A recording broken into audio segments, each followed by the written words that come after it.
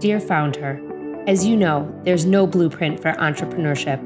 You wear so many hats, you burn the midnight oil, you pour your heart and soul into everything that you do.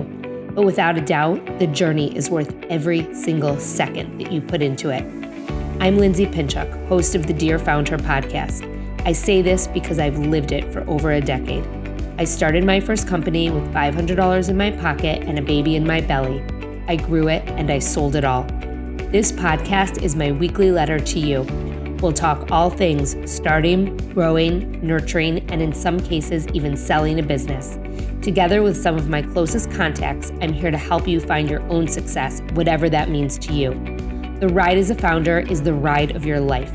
So come on in and join me for another episode that will get you one step closer to reaching your own founder goals. Welcome back to another episode of Dear FoundHer.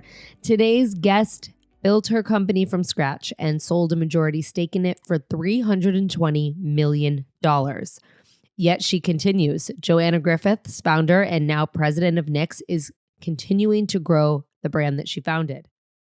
So today on Dear FoundHer, we have a female founder who I have watched very admirably for quite some time. She's someone you probably know, you've seen her in the press, and she has built a business that is, I can't even comprehend the business that she has built. Joanna Griffiths, who is the founder and president of Knix, is here live and in the flesh to share her story with us. Joanna, welcome to Dear FoundHer. Thanks so much for having me. That's also a very nice introduction, so thank you. Oh my God, of course. You are really a force, and I am so excited to share your story. So I'd love to just get into it. Tell us your story. Sure. So I founded a company called Knix, Knix. We're best known for being pioneers in the leak-proof underwear or period underwear space. And so I came up with this concept to change the way that people thought about underwear, to really open the conversation around the fact that so many people leak, whether it's during your period, whether it's during pregnancy or postpartum. Came up with that concept probably, I don't even know how many years ago now. I think it's 16 years ago now, because I'm pretty sure it was 6 when I started talking about, founding the company. And now I've been at that for a decade. And really, saw a huge opportunity within the broader intimates landscape to create products that were very thoughtfully designed, that were designed with real people, real bodies in mind. I like to joke that a lot of intimates were designed to be worn for, 5 seconds or 5 minutes and then been taken off, and really didn't take into account, who was wearing them, how did they feel, was it working for them? And so set out to redefine from a product standpoint and a technology standpoint what these products could do for people. And then the other piece was to really redefine what a brand could be. And that's because I, like so many of us, grew up in the era of, Victoria's Secret and diet culture and a singular view of what beautiful was. And, I really was seeing the damage that was doing, not only for myself, but for almost every single other person around me. And so wanted to create a brand that truly celebrated people, that celebrated diverse bodies and different ages, and, really honored the fact that we are all beautiful and we all deserve to feel that way. And so that was our North Star. And that was, 10 years ago, we started with this little idea that was leak-proof underwear, period underwear. It's now become a $1 billion category. The adoption rates globally are outpacing the tampon. So truly like an idea that I think deserved to exist. And then we've had a lot of really incredible firsts along the way. I think we were the first brand to showcase people of all different sizes on our website, to, have ads featuring people over a certain age to show diastasis recti and like different parts of the human body. And it's just been really fun to be at the charge and kind of, leading with ambition and taking a lot of risks. I think we've taken a ton of risks along the way. And then to truly be at a place now where we look around and these kinds of things that felt so breakthrough a decade ago are now table stakes, where the media landscape really has changed. And I think the way that we are marketed to and sort of speak to ourselves and speak to each other has changed too. So I want to go back a little bit. I don't want to spend a ton of time on the product development piece, but you developed a company from nothing to $1 billion. So I would love for you to try to remember, because so much has happened since you came up with this idea. When you first had this idea, what did you do? I mean, how did you go out and figure out how to make this product? You disrupted a category with a product that I think everyone who's around our age wishes that they had when they were, 12, 13, 14, 15 years old. Yeah.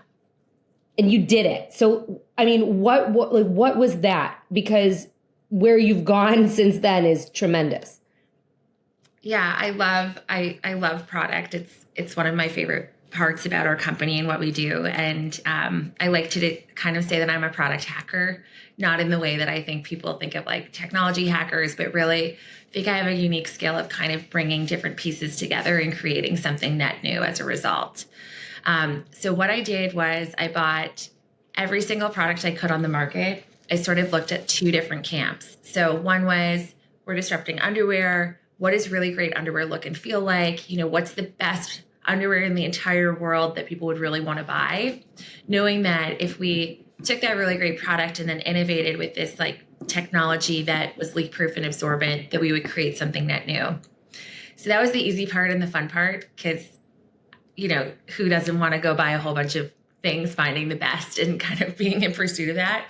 The other thing I did was a little bit more nuanced. I was doing my MBA at the time and taking some pretty experimental courses, I would say. And so for the absorbency side, I bought almost every pad and diaper, adult diaper on the moment. And I got a group of my friends and classmates to do a study with me where I would have them wear the products throughout the day. I would trigger text messages to them where they would have to go to the bathroom and release like pre-measured liquid capsules and dump them into the product, and then get back to me about like how it felt, what was comfortable, what was uncomfortable. And so I did some pretty unique things like that to really learn from people what was working, what wasn't. I did a lot of what I call digital anthropology, which is spending time in online chat rooms and, really speaking to folks who were being vocal about having stress incontinence or experiencing these like leaks, and, what were they doing to solve for it. And I learned, really interesting things. I learned that most marathon runners leak when they run. And when they pass by the water table, they're taking the cups and they're not drinking them. They're pouring them on themselves to conceal any kind of stain. So you just when you talk to people, you learn these things. And then you start to realize okay, this is a huge issue for athletes and runners. We better develop something that's going to work under run tights. This is a huge challenge for people who are pregnant. We should develop something that works for your growing and changing body while you're pregnant and postpartum. And so it's like a puzzle, one step at a time. But what I think is so cool about starting a company, and it doesn't matter if you're making a physical product or you're building a community, there's a million different pieces you could put together to build the puzzle. And you never know the ones that are going to end up being game changing.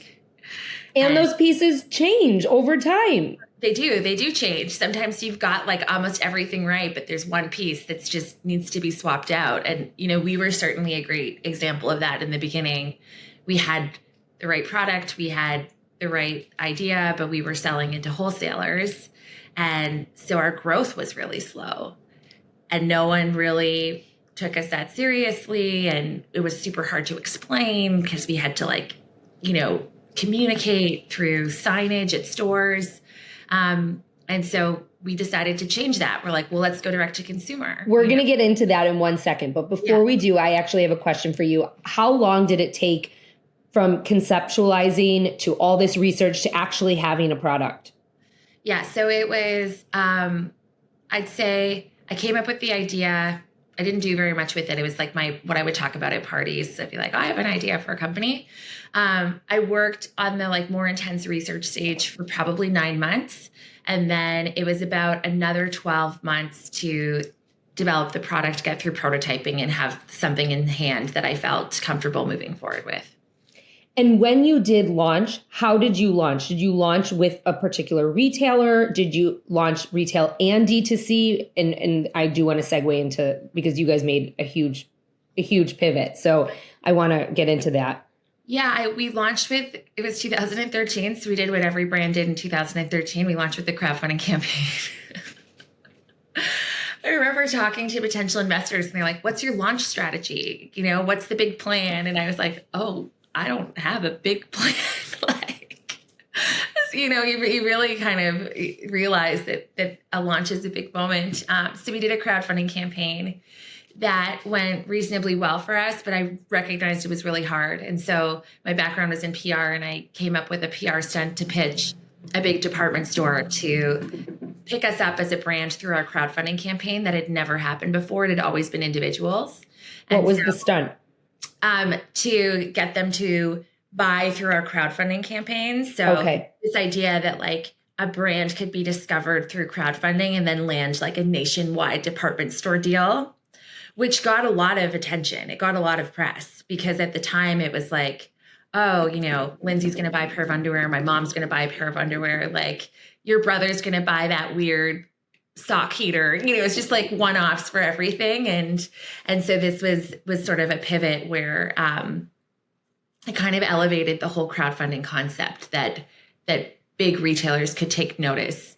But that also, to what you're sort of referencing, that set us down on this very particular path that I had no intention of being on, which was, finding myself with a team of like myself and one other person selling into a huge department store and being like, wow, this is a lot of work. And we can only do wholesale now because we don't have the time or resources to do anything else. And so that decision, while, clever and cute and got us press, kind of locked us into a 2 to 3 year strategy that ultimately like didn't work. So let's talk about that strategy. So you launch in which store first?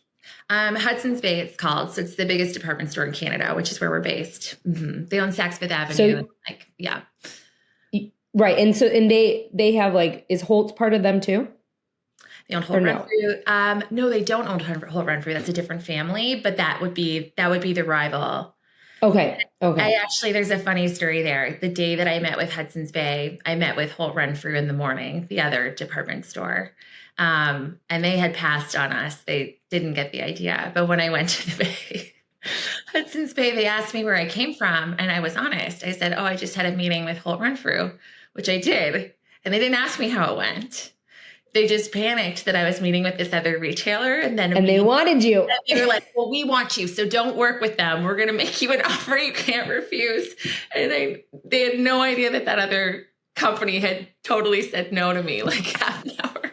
Well, but I think that's so important to say and to share because it's leveraging your assets and leveraging. I mean, when you're starting out, you have to leverage every little piece of anything that you can grab onto. And that's part of doing business, right? Yeah, you gotta hustle. And it wasn't dishonest. It just was like you just shared, you answered their question. Exactly. I still stand by that to this day. So they picked you up. And what happens when they picked you up? You end up in an agreement with them. You're in how many of their stores? We were in their 20 top A stores. So like the top, all their top doors across the country. Mm-hmm. And after you ended up in their stores, did other stores start to want you because of that? Was it a trickle-down effect? Yeah, we did. We did I would say we did well with wholesale. Like we were in 700 or 800 retail doors over the course of 2.5 years. So like we got added lots of places. Yeah. So in 2016, you pulled out of 700 retailers to go direct to consumer. Yes. What was the kind of the linchpin for that happening, and what caused you to make that decision? When something's going on in your life and everything is telling you that you're on the wrong course, Yep. There were so many things that were signaling to me that this wasn't the right thing to do. So I can give you a couple of the give me a couple of those things. So because we were selling underwear and the wholesale price was like relatively inexpensive, we didn't have like a single big account. Like every store was doing a small volume, but every store felt like they had the right to dictate what we did. So we were in kind of this unique situation where we had all these accounts. None of them were big enough to really like do something meaningful with, but all of them we had to kind of cater, like really, be very considerate of what we were doing elsewhere. So that was one thing. The second piece was sizing. So a lot of the stores wouldn't carry our full size range. And we were out there in the world with messaging around like size inclusivity and everyone's welcome. And we would send customers to these retail locations. We'd list them on our website. We'd say, hey, you live in Chicago? Great. We've got 3 stores in Chicago. Like, here they are. And the customers would drive to the stores and they'd go and they would only have size medium, maybe a size large. And so that was becoming a really damaging experience for the brand and for the customer. So that was like— You weren't practicing what you were preaching. We weren't. That was a big one. The third one was we landed probably the biggest interest in order that we'd had in the whole history of the company. But it was for a big retailer, because we sold into kind of sports retailers too. And they had a huge gun business. And it was during the time where I felt like school violence was at a peak. I think we've all seen now that's like absolutely not the case. There is no peak. And it just felt uncomfortable to me. So that was another one. I was like, I've been working on this order for 2 years. We finally got it, and I'm not excited about it. And so that was another signal where you're working so hard for things and you get them and you're like, oh, it still doesn't feel right. And then the final one was not due to choice, but due to like sort of having no other option. We did another crowdfunding campaign. So we developed this like incredible bra. I had a round of financing lined up that fell through, and I really wanted to make this product. And so I found myself going back to crowdfunding to source the financing for the inventory to make this product. And it was our first bra. It's called the Evolution bra. It really was a revolutionary product at the time. It was like one of these first bonded wireless bras that were like lift and supported, and you could wear to the gym or you could wear to, anywhere, and was super comfortable. And we ended up selling over $1 million in 30 days on that campaign. We broke the record for the most funded fashion project. And it's amazing. It was great. And I sold more selling direct in that month than I did in the first 2.5 years combined of like. So you were testing DTC without even testing DTC, and it was probably a big eye opener. And it was a huge eye opener. Because it was finally something that was scalable too. Like, I don't know if you like anyone who's doing the other channels and you're on the road every day, you're doing trunk shows, you're at trade shows, you're like visiting retailers. Like I lived out of a backpack with my bum mannequin in hand, just like going around. I'm just imagining you like going around with like a torso showing your product, Security was fun at the airport. They were always oh my God. It's in your bag. That is so funny. Do you have a dismembered body, right? Like I have this like little bum torso. Not like it's the size of an actual like torso, but it was cropped. So it's just like the bum and the waist. That is so funny. But that is also just so cool that that's how this transpired. After that crowdfunding campaign took place and you broke the record and broke the internet, and you probably realized you didn't have to carry around your dismembered torso body anymore on airplanes. What did you do? How did you make that transition? Because that's a very big transition. And what happened when you did? Yeah, I'm glad you asked that because it was a huge transition. I basically, as a founder, I went into hiding, like stealth mode for a full year. And I had to reset every single piece of my business. I had to hire different people. We had to put into place different systems. We had to change fulfillment partners. We had to like upgrade the website. So I basically started over is how it felt to me. And I started over against an intense time frame of delivering all of these orders and, having customers waiting and sort of really wanting things to come together. And And it was a lot of work. It was super humbling. It's really humbling to be at something for multiple years and to raise your flag and say, hey, I got it wrong. And I'm going to, for all intents and purposes, start again.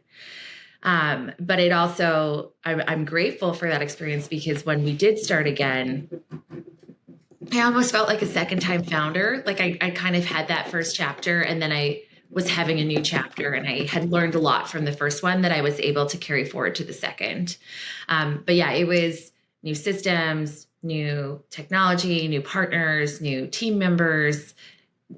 I really appreciate you saying that, and also saying that it took a year, because I think it's really important for people to listening to know and to understand that pivots don't happen overnight. And even when you have a great idea and you know that you're on the wrong path and you need to readjust, you have to do the due diligence to get on that right path in order to move forward successfully. Yeah. And it might take time.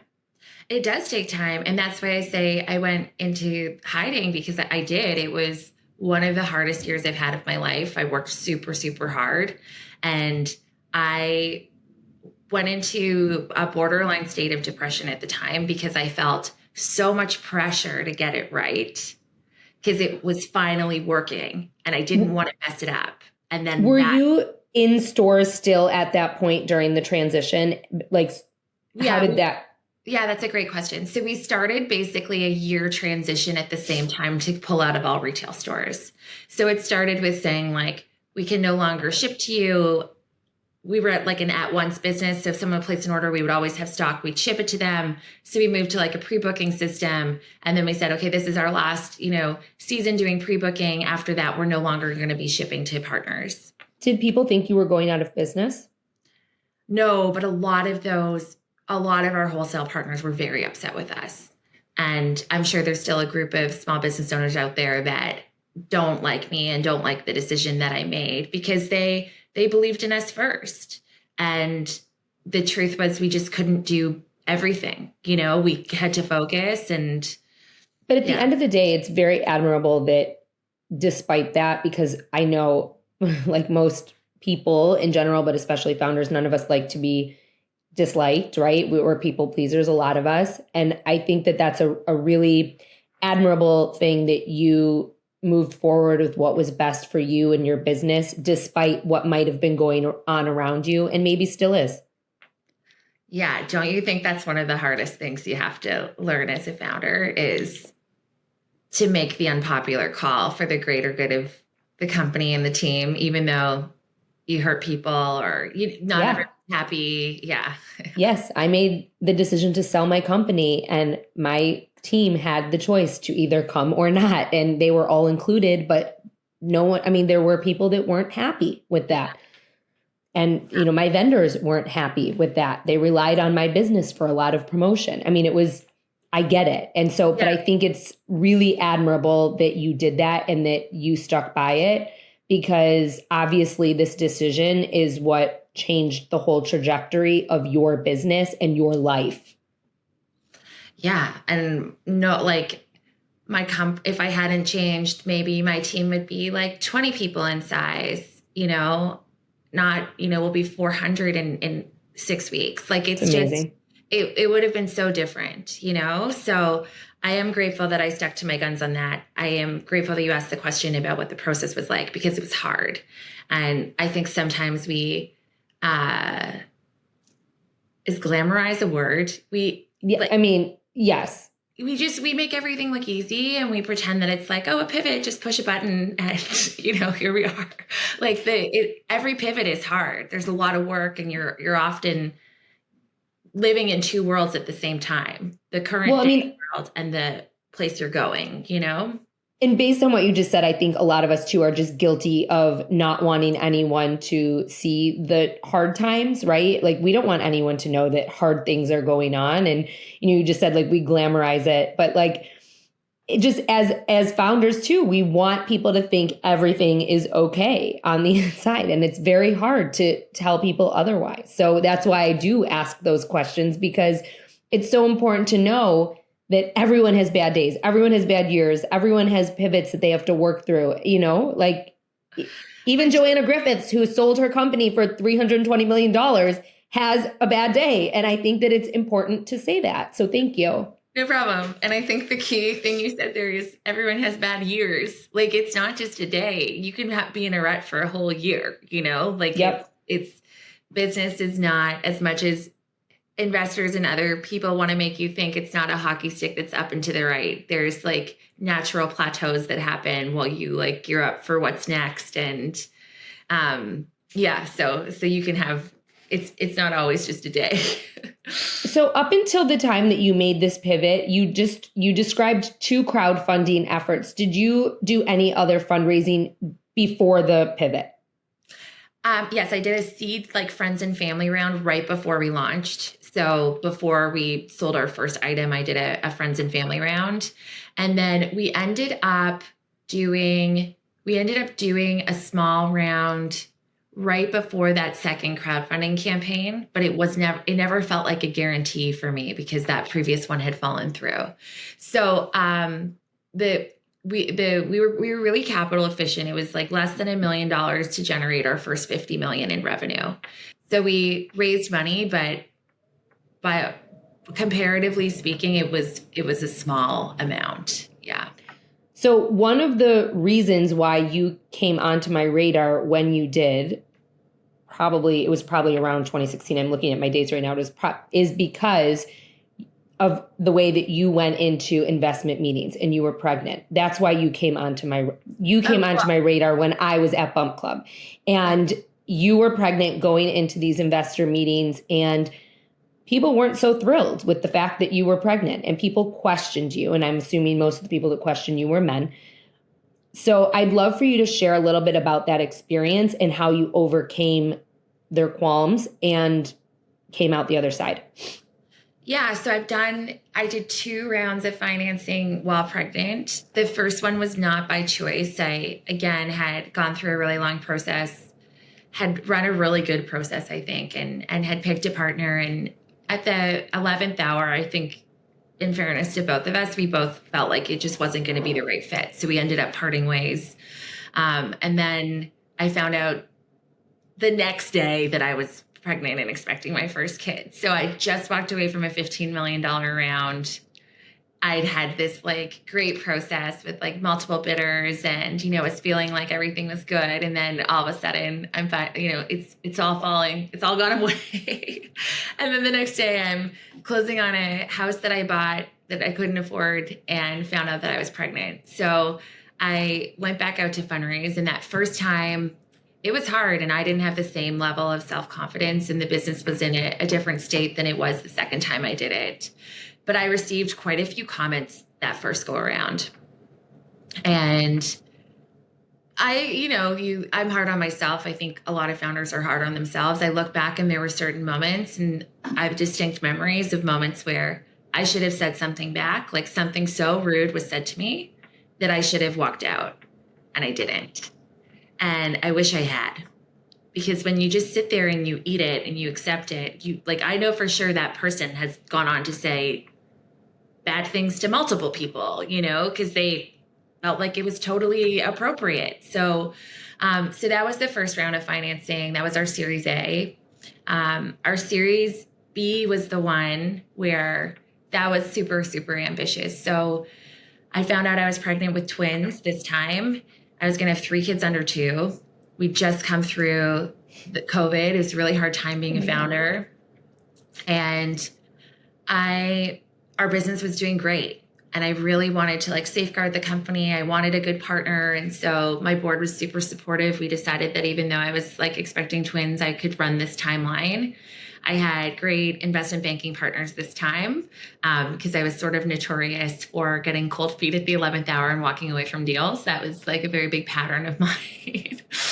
And we set out for the process. And I think I was a bit naive in thinking that Knix had gotten to the size and scale where people would not say those things to me anymore. And I was pretty disappointed to find out that coming out of the first investor speed dating round that I did, that there were still some people who were raising questions about my ability to build the business and be a mother. Is she going to take the money and run? no one wants to be the last money in before she goes and has her twins. Like, just really questioning how I viewed it. They were questioning my ability to manage resources. Like, it's my time, it's my company. Obviously gotten quite good at this to build it to this size and scale. I know how to delegate, but still some questions there. And so I set a very specific rule during that fundraise. I said, anyone who questions my ability to be a parent and to build this company is immediately cut from the running. I don't care if they have the highest bid or they have the lowest bid. They're not allowed near Knix. Good for you. Yeah. And it worked well. Yeah. I love that you just said the first time around that you wish that you had said something or whatnot, or wish that you had said no. And I also think that comes with time, age, and experience, the ability to do that. I mean, just yesterday, I actually said no to someone and it felt so good. You know what I mean? It felt so good to be like, no, you jerked me around and we're done here. Like, and to walk away. But I would not have said that 10 years ago at Bump Club. I wouldn't have. I think that's a great point. I think you're nervous in the beginning to say no because you're never sure if another opportunity is going to come around. And one of the things that I've realized, like, now being at this for a while and being a female founder for a while, is if we want to see change, we all have to hold the power of no. And we have to reward the people who are good actors. And we have to say, fuck off to the ones that aren't. Otherwise, Thank you. Will continue. And we will continue to be at a greater disadvantage because of it. So I want to empower everyone to say no. There's always a better option. I so appreciate you saying that. So yeah, than working with assholes. No, I totally. I mean, and I think, to your point, I do think in the beginning, everyone in the beginning is so afraid to say no because of the opportunity and is this going to come along? And so we compromise ourselves and, we work with people who are assholes who you want to tell to fuck off, I mean, it happens. It's part of the process. But I just think that you saying it, me saying it, and continuing to say it over and over again, people do hear it. And I think that it's really important that we say these things, Agreed. Yeah. So we just went through like almost the whole timeline of Knix. Yeah. When was it on the timeline that you realized, shit, like I have an incredible fucking product? The product piece, I've known along the way. We would always, even when we were selling to wholesale and things were small and it was slow, there was one consistent thread, which was we would always hear from customers, this product is changing my life. Like that was kind of a lifeline throughout where people really, really, really appreciated that. And so the product piece I've kind of known. But when did you realize that like you'd made it, like the company and the brand had made it, not just the product, I guess? It's probably around 2018 or 17. I won this competition with Shopify. We got to, we were like one of the fastest growing companies on the platform, and we got to go to the New York Stock Exchange and ring the bell and go to Fiji. And it was like, Knix was there, the Gymshark folks were there, like, it's just like a lot of really great founders. And that was a moment where I was like, wow, I actually think like this is pretty cool. There's so many vendors on the platform and we're one of the ones that are growing the fastest. So that was certainly a standout moment. We've done a lot of interesting campaigns, and it's not about the product, but where it's had a big ripple effect. And I've seen the power that we can have to drive change, like whether or not we get credit for it, the impact is there. So those have been some big moments. And then there were moments during COVID when we were, everyone was struggling to make the shift to online, and we'd done that years earlier, and we just had all these products that everyone wanted because they were so comfortable. And like, what better time to try period underwear than when you're at home?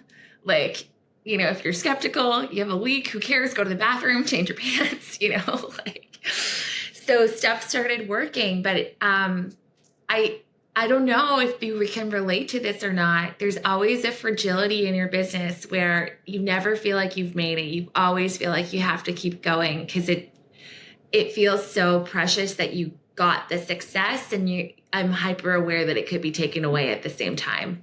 So I never feel like we've made it. I always feel like there's so much more to do. I so appreciate that answer because like people ask me all the time, like what were monumental moments along your founder journey, or like what was a monumental moment? And I also cannot pick one. And there are so many things that stand out, but like, I love that you just described so many different things. No, because it really speaks to the founder journey, right? Like there isn't just one moment that like, you're like, yes, we did it, but I do want to get to this one moment because you sold a majority stake of your company for $320 million. And that's a really big fucking moment. So wow. What was it that you were like, okay, I'm going to do this? And how did you feel once that closed? Yeah. So I actually had no intention on selling the business, which is the interesting part. So the way that my twin fundraising timeline went down is I closed the round of financing at 4 p.m. on the Friday. I gave birth to my twin daughters on the Monday, which happened to be International Women's Day 3 days later. Oh my God. Tuesday morning when I was in hospital, I got the email from Essity saying that they wanted to talk again and they were like interested in acquiring the business. So all of those things happen within 4 days. I'm like, oh my God, when it rains, it pours. Like you are basically the metaphor of when it rains, it pours. Yeah. So I wrote them back and I was like, it's really wonderful to hear from you because I'd spoken to them in the past and I was like, your timing is terrible. I, just closed our $50 million Series A 4 days ago and I just gave birth to twins 12 hours ago, but like, let's kick off conversations. And so that started about a 1.5 year process of only us talking. We didn't speak to anybody else. I didn't want to go use a banker and, market the company for sale. It was just, are these the right partners for Knix? And could we do more together than we could apart? And that was a 1.5 year journey of getting to know each other and feeling really good about the people on the other side and our partners, and knowing the key members of my team felt really good with the plan. So that was, all of those things happened very quickly, but then the actual process of first conversation until when we announced the transaction was almost a 1.5 years. So again, these things can happen in 2 weeks, or these things can happen over 2 years. Like the timelines really vary, which is, it's hard. It's a mental game. Like once I decided that this was something I wanted, then it got scary because then you're like, there's still so much work to get done to make the deal happen. And I've now gone through the incredible exercise of wrapping my head around this and deciding that it's what I want. And so if it doesn't happen, I'm going to end up being like really disappointed, Oh, I know. Yeah. I know. And I mean, my sale was a minuscule of what your sale was, but when you're there and you're ready to do it, you want it to happen. You want it to happen. Yeah. Like you sit on the fence and there's so many things to consider and it's such a big personal decision and there's a million factors to take in mind. But once you decide, then you decide. So, and my transaction is pretty unique as well. Because I wasn't looking to sell the company. I still own 20% of the business. That's something that I really wanted. I really wanted to stay on and keep building. I've never worked harder than I am right now, which people laugh at. And, my husband and I work together and he's always like, well, we like made all this money and sold the company. Like, why are we working so hard still? But then, now I'm like, I got to build a company that survives generations. Like this is a legacy building company now. And how do I make sure that we're set up for success? And so that's been an interesting journey too. I think a lot of people figured I would just go peace out or change. They expected me to change. And that is I don't know if you went through this, like people expected me to be a different person and I'm not, and I don't want to be a different person. Yeah, maybe a little bit. My sale was a little bit different because it wasn't $320 million, not even close. But I think that like people expected me, like people just thought like, oh, you sold a business, you must be a gazillionaire. I'm not. And like, and I don't think people understand what goes into selling a business, not just like, to your point, it took months and months to happen. And it was mentally taxing. And you're shaking your head. I'm saying that so the people listening know Sure, that yeah. you're shaking your head. I'm agreeing. And yeah. It was so hard. And at the end of the day, like, I needed a different exit. Like, I was done. Like, I was in a life stage business that I was the face of, and I couldn't do it anymore. Like, it was weird also. Like, I had school age kids to be talking about strollers to people. Right. But people expected me to, and I didn't want to. And so I like just really wanted to get out. And so, but it was just really fucking exhausting, the whole thing. And then I was on for 2 years, and then I made the decision to leave my baby because it wasn't being managed the way that had been promised to me, essentially. Yeah. That's probably what I can say right now. And I'm going to air this. And, and that was a whole other like sitting Shiva and, mental mind fuck. Totally. Yeah. And it's so interesting. A lot of people warned me about that. Like, they're like, it's not going to be the way that they said. You're not going to like it. You're going to be out and all these different things. And I do feel really grateful that it's actually worked out to be a good partnership. I'm so happy for you. Yeah. But I also like dated them for a year, and you know what I mean? Like, my team's like, we're so lucky. And I'm like, we are lucky, but I also like, this was so intentional too. But I've heard so many sad stories, or the sponsor leaves, and then all of a sudden I had that too. The person who led my acquisition left within 2 months, and it was like at the company, she was my liaison to the company, and it was a nightmare. Yeah. But it is not a sad story. My story is not a sad story because I couldn't be doing this if I was still doing that. And like, I do believe everything happens for a reason. Great. I have 2 more questions to ask you. I want to be mindful of our time. Really quickly, if you were advising someone who's selling their business, what are 3 things you would tell them to look for? In a partner. So, ironically, because of that thing we just spoke about, so the fact that your main liaison at the organization might leave, I would look at the tenure of the employees that have been working there. Like, how long have they been at the organization? One of the things that stood out to me about Essity was everyone we were working with had been there for 10 plus years. It was really like a family-driven company. So I had conviction that my main contacts weren't going to leave like the next day. So I would look at that. I would look at their track record and history of acquiring other companies.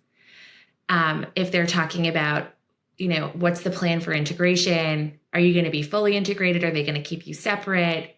Can you do reference checks with other companies that they've acquired before to really make sure that that's true? I think that tends to be a big thing, is people say they want to keep you separate, but then they want you to use all their systems and get on their, and then all of a sudden you're not separate. So that would be another one. And then what would my 3rd thing would just be to really think long and hard about what it is that the person wants and whether their energy level is to continue on, because there's so many different ways that founder transitions can happen in an acquisition.